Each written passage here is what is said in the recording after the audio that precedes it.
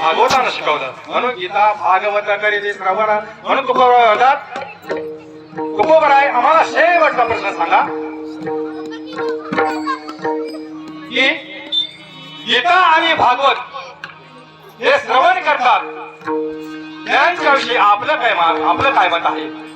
गीता भागवत करीती श्रवण अखंड चिंतन विठोबाचे. नुसतं गीता भागवत बघा, या ठिकाणी तुम्ही श्रवण करायला आलेले आहे. काय करायला?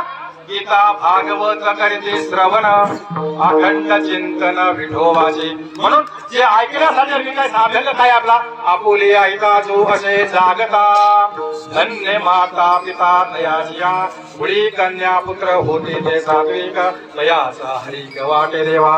गीता भागवत करीती श्रवण अखंड चिंतन विठोबाचे. भागवतामध्ये राजा परीक्षिती अर्जुनाचा गुण आहे. पांडवांचा नातू आहे राजा परीक्षिती आणि पांडवांचा नातू राजा परीक्षितीने 1000 वर्ष राज्य केलं. पण त्याला नंतर मृत्यू बघा, तुम्ही आम्ही सगळे परीक्षितीच आहोत. राजा परीक्षितीचा मृत्यू 7 दिवसात होता. रविवार, सोमवार, मंगळवार, बुधवार, गुरुवार, शुक्रवार, शनिवार आणि रविवार. राजा परीक्षिती 7 दिवसात मेला. कसा मेला राजा परीक्षिती? 2 मिनिटात सांगतो.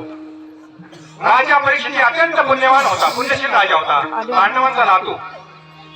पण असाच जंगलामध्ये शिकारीला गेला. जंगलामध्ये शिकारीला गेला असता त्या जंगलामध्ये शिकार करून घरी येत असताना परतत असताना त्या राजाला एक मुकुट सापडला. अतिशय सुंदर असा हिऱ्या माणसाने बनवलेला मुकुट सापडला. आणि तो मुकुट सापडल्यानंतर राजाने त्याला लहर आली. तो मुकुट त्याने आपल्या डोक्यावर धारण केला. बघा, संगतीचा परिणाम सांगतो तुम्हाला, लक्षात. तुम्ही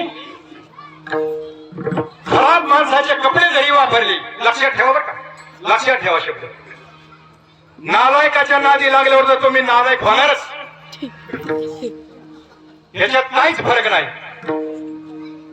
पण त्याची नुसते तुम्ही कपडे जरी वापरले तरी त्याचे संस्कार तुमच्या अंगात आल्याशिवाय राहणार नाहीत. म्हणून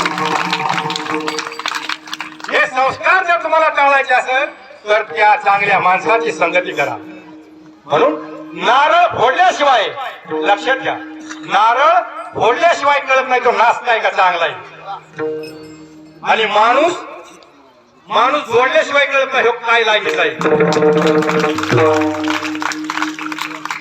त्याच्यासाठी चांगली माणसं जोडायला आधी शिका.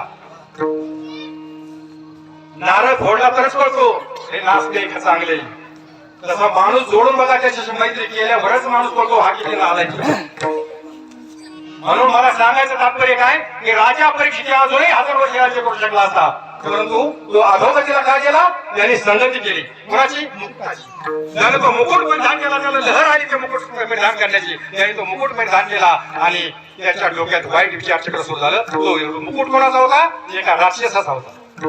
एका राक्षसाचा तो मुकुट होता. त्याने तो डोक्यावर परिधान केला आणि त्याला घरी जाता जाता थोडीशी तहान लागली. तहान लागल्यानंतर त्या राजाने समोरचे ऋषी, त्या ऋषीचं नाव मला आठवत नाही, आता खरं सांगतो, उगाच त्या पाहण्यात काय माझे मलाच आठवत नाही.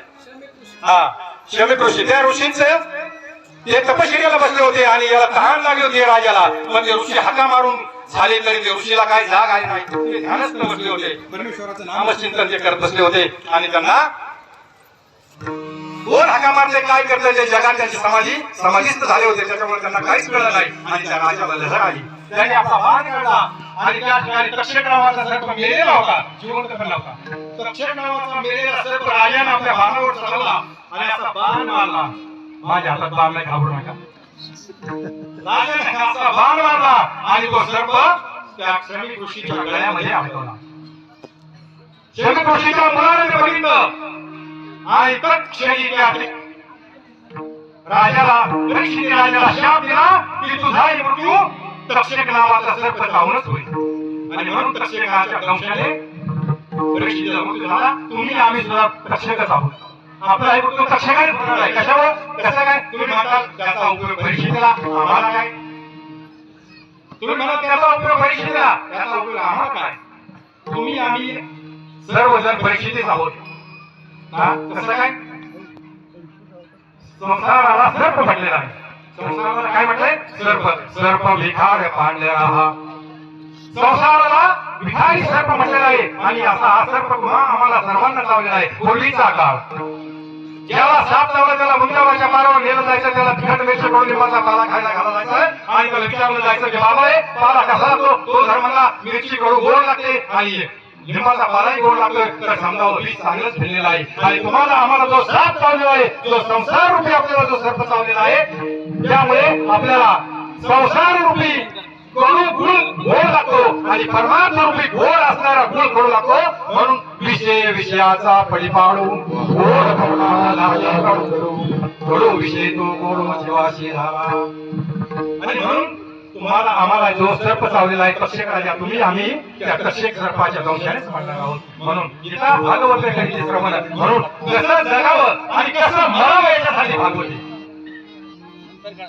म्हणून आपल्या या ठिकाणी कीर्तनाची वेळ झालेली आहे. मी 5 मिनिटात राखणार, काळजी करू नका. तुम्हाला भूक लागली असेल मला थोडंसं थांबा, ऐकून घ्या.